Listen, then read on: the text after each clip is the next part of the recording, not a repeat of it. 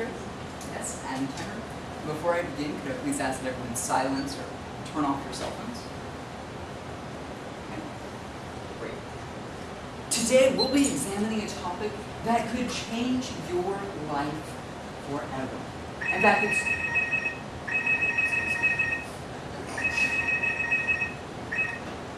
Hello? No, thank you. I'm not interested. Goodbye. Our lives have just been interrupted by advertising. Now, I could ignore it and go on, but both you and I will still remember it. So instead, I'm going to use this as an opportunity. So come with me, as together we explore the fascinating world of advertising.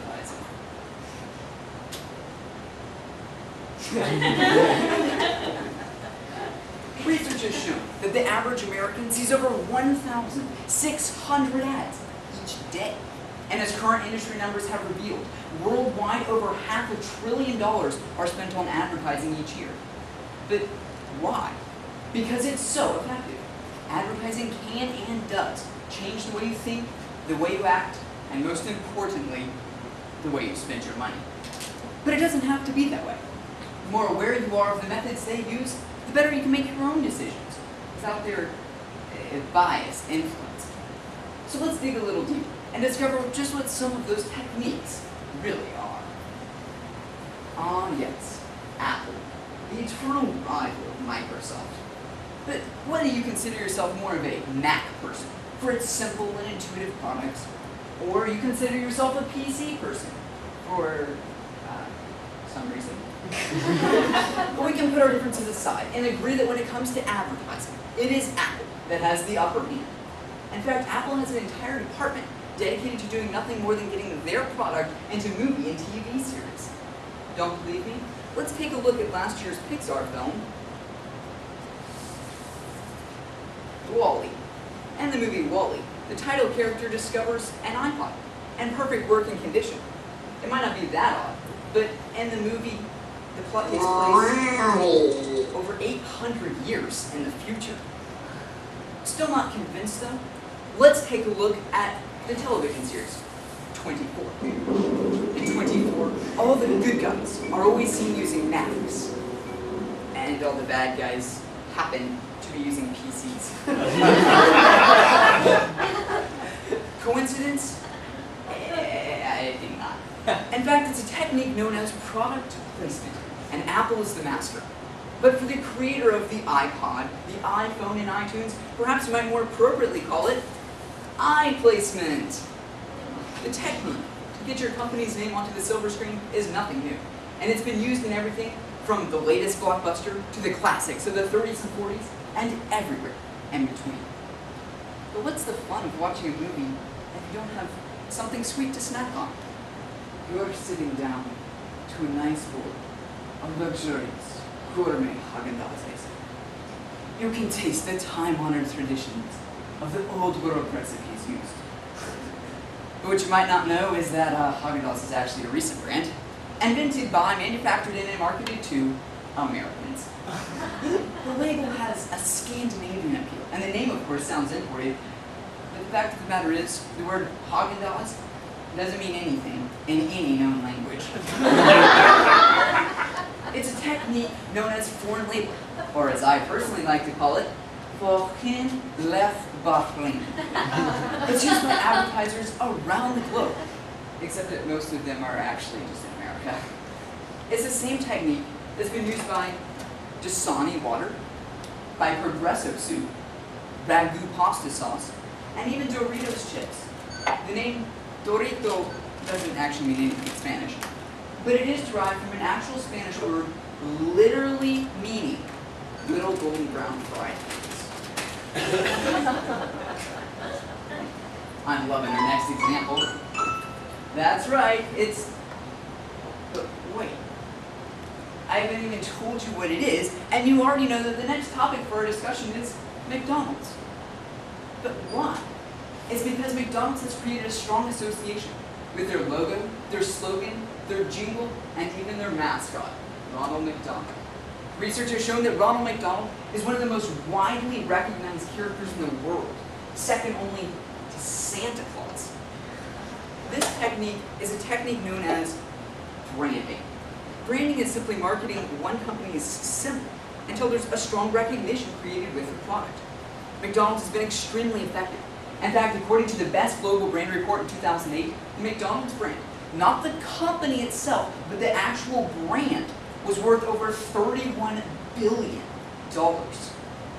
But McDonald's isn't the only company. You might recognize and we can't forget. But you see, I didn't even have to say what the names were, and you already recognized the brand. What you might not recognize is the next technique. The next technique is used in a product you probably have in your home. You're definitely familiar with it, and you might even use it every day. That's right, Kleenex. It started during World War I, when Kimberly-Clark hired the brilliant inventor Ernst Mahler to discover a new use for their cotton cellulose compound. Mahler's original idea was to help the war effort by creating gas mask filters. The problem was, about the same time the project ended, so did Mahler. So he had to go back to the drawing board. This time, Kimberly-Clark decided to market a softer version to women who could remove facial cream. It was successful, but men had started using the women's product as a disposable alternative to a handkerchief. This suddenly became Kimberly-Clark's advertising focus and began Kleenex's long journey to become what's known as a generic trademark. Generic trademarks are trademarks that have become synonymous with the product itself. When you reach for one of those, do you call it a Kleenex? That's right. Kleenex gets free advertising every time you mention their product. But Kleenex isn't the only trademark to have achieved this effect. Its other companies, other most notably companies, include Q-tips, Band-Aid, Jell-O, Xerox,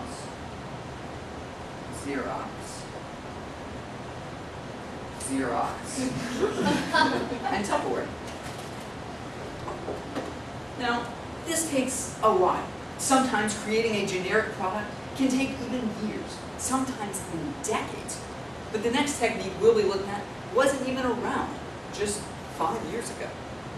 Before 2004, if I had wanted to advertise on the internet, say this nice little site, the Expository, I would have had a few, well, rather limited options.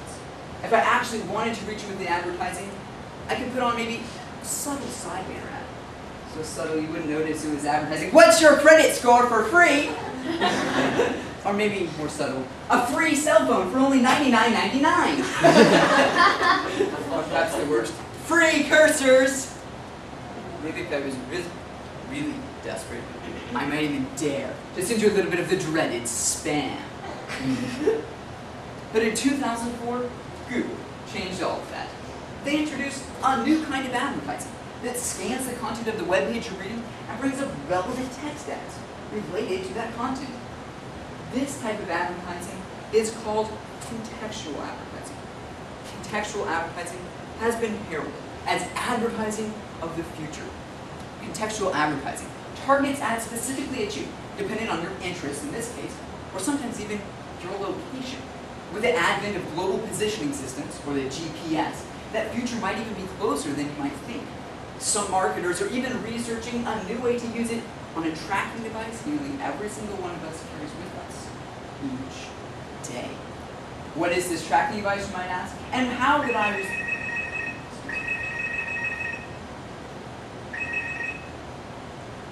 hello? No, I've already received information about the Bob Jones homeschool curriculum. Thank you.